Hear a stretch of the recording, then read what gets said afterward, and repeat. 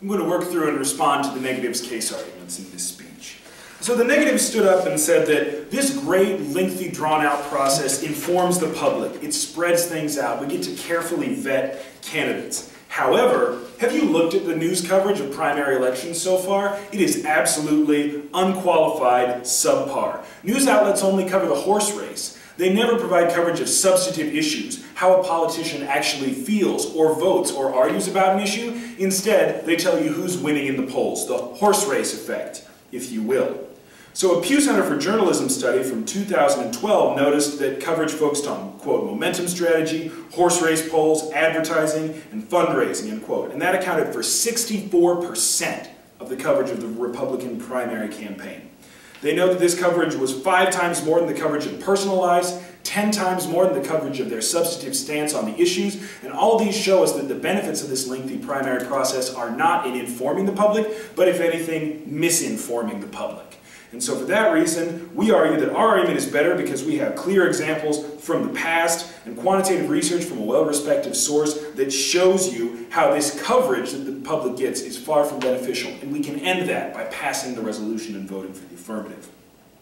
In response to the second contention, they said it allows for parity between the candidates. This allows those with not as much money to go out there and run creative and inventive strategies. But I challenge the negative side to provide one example of a candidate running a creative, different strategy who didn't campaign in Iowa or New Hampshire, because Iowa and New Hampshire still wield unequal, unfair power in this, which the affirmative side of this resolution fixes. Think of Rudy Giuliani, who tried to do this in 2008. He didn't do anything until Florida, and as you will know by looking at the historical record, his campaign failed miserably. York, from 2009, notes that Giuliani is now the proud owner of one of the second worst campaigns in history.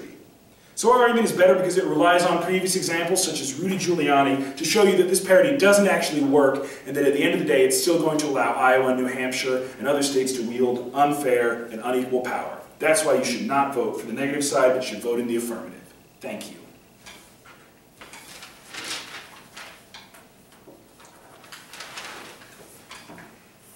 It's your turn. Yes, I was wondering, essentially going back to the point I was just talking about, can you give me any examples of candidates who ran crazy, inventive strategies under this system and succeeded? Well, I feel like the example that I already brought up, that of Obama, he did campaign in Iowa, but he used creative strategies in order to have an opportunity to overcome Hillary's war chest. So it's not creative strategies to get around Iowa, but using Iowa as a creative strategy. Well, would creative strategies still be possible if all of the primaries were happening at the same time? Can't you still use grassroots funding and social media and the Twitter? No. No. Okay. I just had one quick question. Or not as well. Your first contention, what was your tagline again? What was the one-sentence version of that? My first... Sorry, give me just a second to look it up. Lengthy primaries help to inform the public. Okay, thank you. I missed that the first time around. Sure. I have one quick question for you. So you said that, you asked me about creative strategy just now. So if we were to use the affirmative team system, wouldn't it just be placing a different influence from Iowa and shifting it to California? How is this changing the process of influence that you find so reprehensible? This is changing the process of influence by making it much more similar to the national election, which I think we tend to agree is a system that works decently. Because that's something that, if nothing else, the founders envisioned and set up with some checks and balances, as opposed to now, states get to move their primaries earlier and earlier, such that that study I cited in the affirmative case shows that Iowa holds 20% more influence than any other state, and that seems... Thank you. Thank you.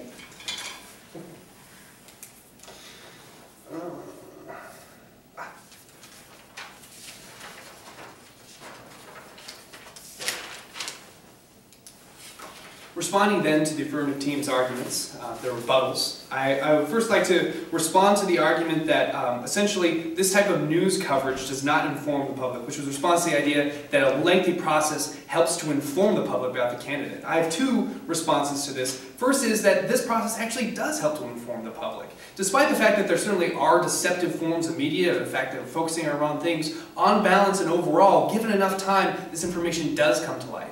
Putting that into a process of one day does not allow for the sort of corrections and recorrections that occurs over a lengthier campaign process. And that relates to my second argument against the first rebuttal, that the affirmative team system doesn't make anything better.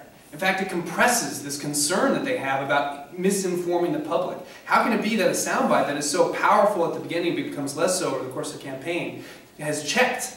It's not if we simply have it all in one day. In response to the argument that the current system does not actually allow for a form of parity, I'd like to respond by saying that the current system actually punishes, or no, excuse me, they said that the current system punishes candidates who don't win early. However, this misses the point and the other opportunities that I've already mentioned. So the current system allows less-known candidates to succeed by winning early in states, rather than having the time and money, the incredible cost of running a campaign in all 50 states simultaneously that would necessarily disallow people from being able to participate. If you win early, you have a chance, and that actually increases the parity and equality in the system itself.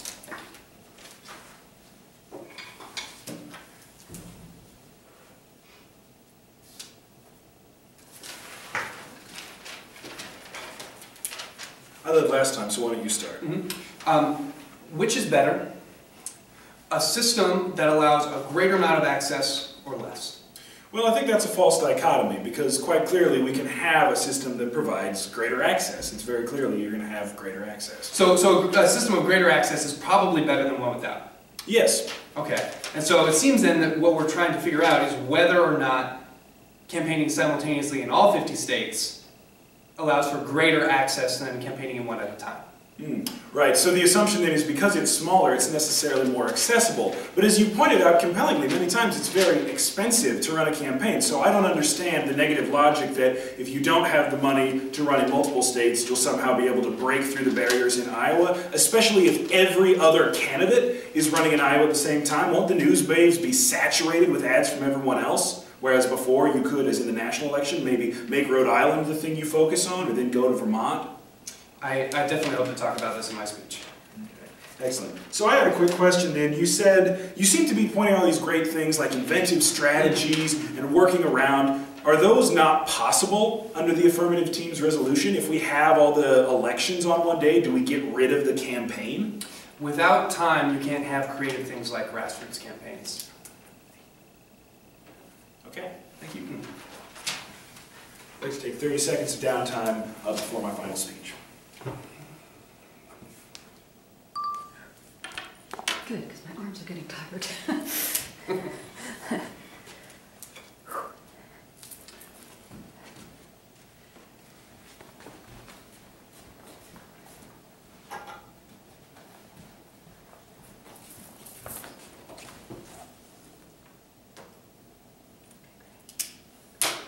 Okay, give me a second.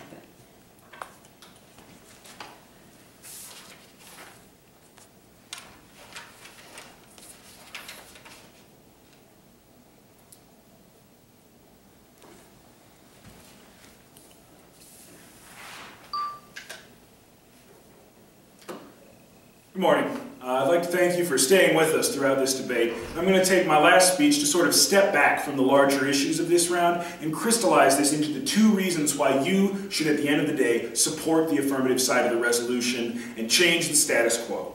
My first reason for that, which subsumes some of these other arguments, is that the negative is assuming this whole time that unless we have this crazy, onerous, drawn-out system where if you don't win in Iowa or New Hampshire, you're probably done, that without that, they're assuming you can't have creative campaigns. You can still have creative campaigns. As a matter of fact, the length of the process doesn't prevent you from doing inventive grassroots fundraising, from running clever ads, and if anything else, it'll open up more possibility by making all the states wield a more equal form of representation. Otherwise, you either win or you die, like the Iron Throne, but in this case, it's Iowa. So that's why you should really be going for the affirmative side of the resolution.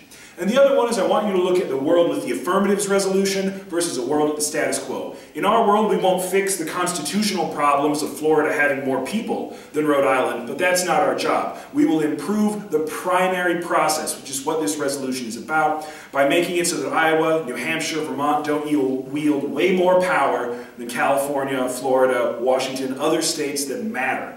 And at the end of the day, the negative said to you, if it ain't broke, don't fix it. One look at the affirmative side of the flow and the arguments we've made here today should tell you compellingly that it is broken.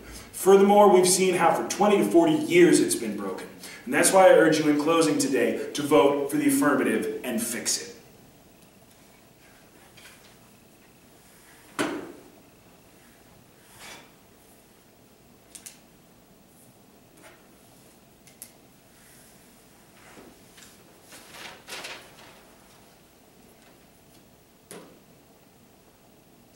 In a democracy such as ours, and in a topic such as ours that we're debating here today, I think it's important to note that in order to argue for a change, it assumes that you're going to be making something better than it already is. Unfortunately, that is not the case today. The affirmative side of the resolution does not make the American voting electorate better off by putting all the primaries in one day. In fact, it makes it worse. And this is because of two reasons, two voting issues, or why I believe you should vote for the negative side in today's debate round. The first is a question of power and representation. It's quite simply, putting the primary election system on one day privileges those with money and with a name already established in the political industry. If you can somehow scrape the funds to put up an ad in one state, I can all but guarantee you won't be able to do it for all 50. In fact, the system that we have now, by providing an opportunity, a way in, rather than having to deal with everything all at once, means that there's greater access to the primary system if we keep the negative side of the resolution. The second main voting issue is the fact that voters need information, and this is best accomplished through a process of time. A time that can be used to find and portray and represent and correct in order to find the truth about a candidate and their positions. So on balance, I argue that despite some of the idiosyncrasies of our media system, the negative side of the resolution by a lengthy campaign process is better in terms of providing information to the voters and in terms of keeping power and representation in responsible, democratic hands.